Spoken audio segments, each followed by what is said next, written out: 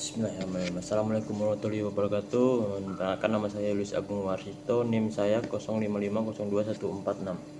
Di sini saya akan menjawab beberapa pertanyaan untuk tugas 3 ya di dalam sesi 7 ini. Yang pertama adalah perbedaan antara proses adopsi dan proses difusi inovasi pertanian dan beberapa contohnya. Untuk proses adopsi sendiri adalah proses pengambilan keputusan oleh seorang individu atau kelompok seperti petani untuk menerima dan menerapkan suatu inovasi. Fokusnya adalah berada pada petani sebagai pengambil keputusan. Untuk tahapan inovasi, tahapan adopsi sendiri seperti kesadaran, minat, evaluasi, uji coba, dan adopsi atau penerapan. Untuk contohnya, misalnya seorang petani mulai mencoba pupuk hayati setelah melihat hasilnya pada lahan tetangganya, lalu memutuskan untuk menggunakannya secara tetap atau adoption.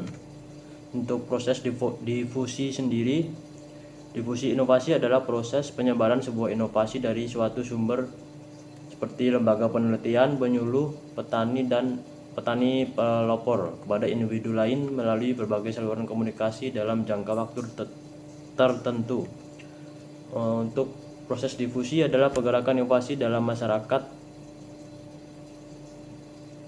bukan keputusan individu. Sebagai contoh, teknologi padi varietas unggul, misalnya Inpari, disebarkan dari Balit Bangtan penyuluh kelompok petani sampai ke seluruh petani dalam kecamatan.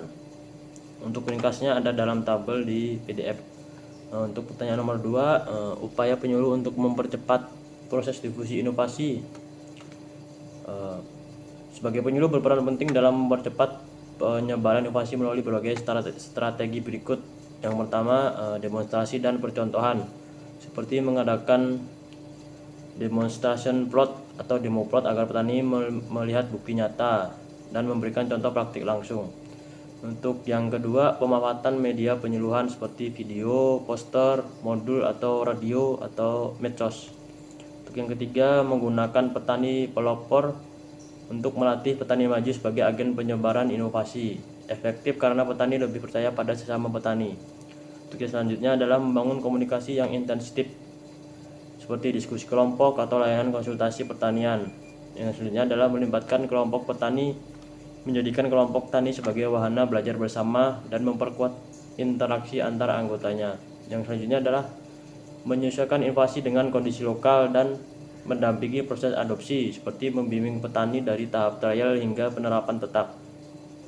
Untuk yang ketiga adalah penyuluh partisipatif. Mengapa disebut partisipatif dan karakteristiknya? Disebut partisipatif karena pendekatan ini melibatkan petani secara aktif dalam seluruh tahapan penyuluhan, mulai dari identifikasi masalah, perencanaan kegiatan, pelaksanaan, evaluasi, hingga pengambilan keputusan.